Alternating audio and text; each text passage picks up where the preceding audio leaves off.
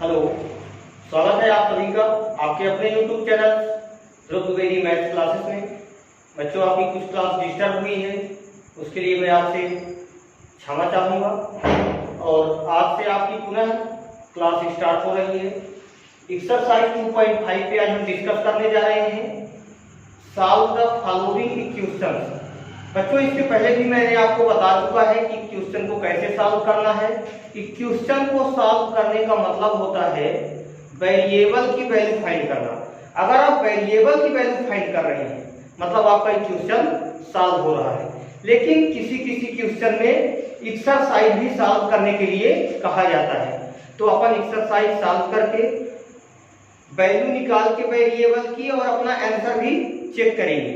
तो इस एक्सरसाइज में हम वेरिएबल की वैल्यू फाइंड करेंगे और इसके बाद क्या करेंगे, उसको चेक भी करेंगे कि क्या हमारा जो वैल्यू आया है वो इक्वेशन को सेटिस्फाई कर रहा है या सेटिस्फाई नहीं कर रहा है। तो चलते हैं अपन एक्सरसाइज 2.5 में। बड़ी शुक्रिया होगी अगर आप हमारे चैनल को सब्सक्राइब, लाइक और शेयर करेंगे। और इसके बाद हम चलते हैं एक्सरसाइज 2.5 पे। अगर आप हमारे चैनल से नए हैं तो चैनल को कृपया सब्सक्राइब कर लें, लाइक कर दें। वीडियो देखने के बाद अगर पसंद आता है तो शेयर भी कर दें। चलिए एक्सरसाइज 2.5 पे डिस्कस करते हैं। क्वेश्चन नंबर फर्स्ट अगर आप लेते हैं तो आपका क्वेश्चन नंबर फर्स्ट है x/2 - 1/5 इक्वल टू x/3 + 1/4। ये आपका हो गया LHS और ये आपका हो गया RHS, मतलब लेफ्ट हैंड साइड और राइट हैंड साइड। इसके बाद क्या करेंगे, देखेंगे वेरिएबल कहां है और कांस्टेंट कहां है। देखिए, ये आपका वेरिएबल पार्ट हो गया और ये आपका कांस्टेंट पार्ट हो गया LHS पे।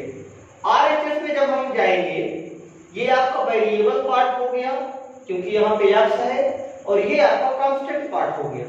अब हमारा पहला काम क्या है, वेरिएबल को आप एक साइड कर लीजिए और कांस्टेंट को आप एक साइड कर लीजिए। वेरिएबल हमारा ये वाला पार्ट है और ये वाला पार्ट है। चलिए क्या करते हैं, पहला वेरिएबल हमारा LHS में है, दूसरे वेरिएबल को भी RHS से हम LHS में ला लेंगे। कैसे, देखिएगा बड़े ध्यान से। x/2 x/3 हमारा प्लस में है, इधर आएगा तो माइनस में, इक्वल टू 1/4 ऑलरेडी प्रेजेंट था RHS में। 1/5 हमारा निगेटिव है, अगर इसको हम ट्रांसफर करेंगे तो ये हो जाएगा पॉजिटिव। बहुत अच्छे से आप लोगों को समझ में आ रहा होगा, मुझे पता है। आप थोड़ा सा ध्यान दीजिएगा, 100% आपको समझ में आएगा। अभी मैंने कुछ नहीं किया, वेरिएबल को मैंने RHS में कर दिया, LHS में, और कांस्टेंट पार्ट को मैंने RHS में कर दिया। अब आपको क्या करना है, क्योंकि ये फ्रैक्शन में है तो हमको LCM लेके सॉल्व करना पड़ेगा। देखिएगा बड़े प्यार से, मैं 2 और 3 का LCM लेता हूं तो 6 आएगा। पुराना रूल चालू हो गया। अगर मैं 2 और 3 का LCM लेता हूं तो 6 आएगा। 6 को मैं 2 से डिवाइड करूंगा तो 2 3 आएगा। 3 का मल्टीप्लाई x से करेंगे तो 3x, माइनस है तो माइनस। 6 को अगर हम 3 से डिवाइड करते हैं तो 3 2 आएगा, 2 का मल्टीप्लाई x से तो 2x। कोई दिक्कत मेरे हिसाब से नहीं होना चाहिए, क्योंकि बहुत छोटी सी बात है LCM लेके फ्रैक्शन को सॉल्व करना। मैं 4 और 5 का LCM लेता हूं तो 20 आता है। आप लोग निकाल के देख लीजिएगा। 20 को 4 से डिवाइड करिए 5 आएगा, 5 को 1 से मल्टीप्लाई करिए 5 1 जा 5। 20 को 5 से डिवाइड करिए 5 4 जा 4 1 जा 4। लगभग आपका काम होने लगा है, लगभग आपका काम होने लगा है। सामने देखिए। अब क्या करते हैं, माइनस करते हैं। 3x में 2x माइनस करेंगे तो 1x/6 इक्वल टू 459/20। मजा आ रहा होगा, थोड़ा ध्यान दीजिएगा। मजा आना स्टार्ट हो गया, मतलब मैथ आपको समझ में आने लगी। अगर मैथ समझ में आने लगी मतलब अपने आप को आप समझ लीजिए जो समझना हो। चलते हैं, क्रॉस मल्टीप्लाई करना पड़ेगा। जैसे ही आपका फ्रैक्शन सॉल्व हो गया क्रॉस मल्टीप्लाई कर दीजिए। करना हो तो क्रॉस करिए, नहीं तो एक ही क्रॉस कर दीजिए। मुझे x की वैल्यू चाहिए, नो टेंशन। 6 को केवल ऊपर ले जाइए क्योंकि 6 नीचे है। मुझे x को एलोन अकेला कर देना है।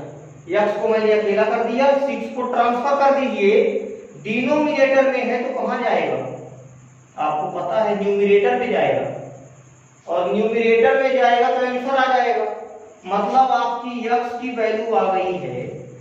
अभी कट हो रहा, कैंसिल हो रहा तो कर दीजिए।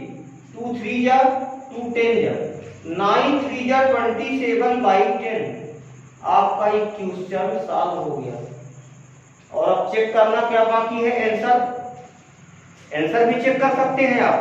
कैसे देखिएगा, मैं आपको बताता हूं। एक क्वेश्चन मैं आपको विस्तार से बताऊंगा, केवल आप समझने की क्षमता रखिए। अगर आपके पास समझने की क्षमता है मतलब आप सब कुछ कर सकते हैं।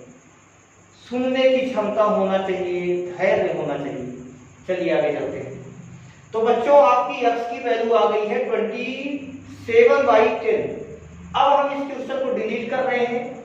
इसी में मैं चेक करके आपको बता रहा हूं, रुक जाइएगा। क्वेश्चन मैंने डिलीट किया, चेक कैसे करना है मैं आपको बता देता हूं।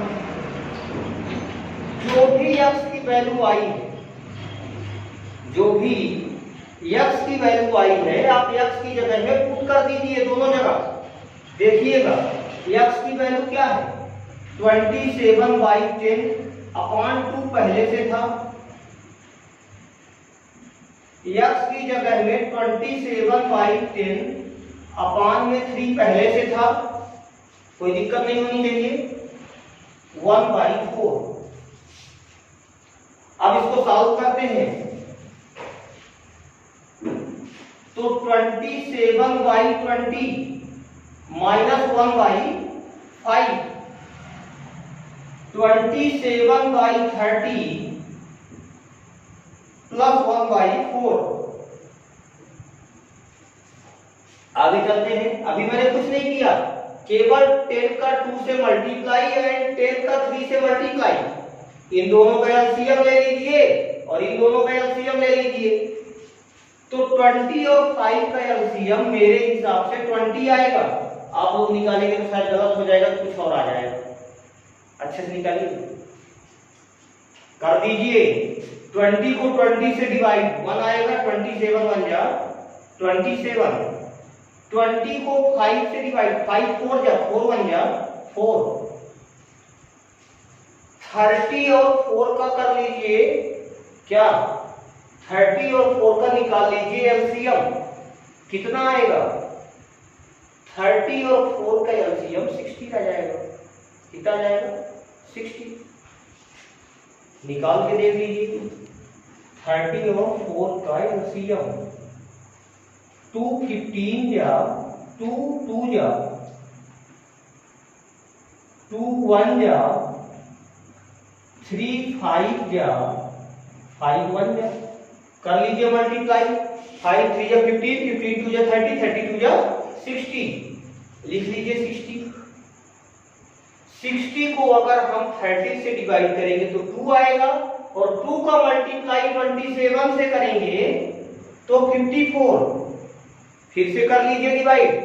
60 को 4 से अगर आप डिवाइड करते हैं तो 1 और 5 मतलब 15 आएगा।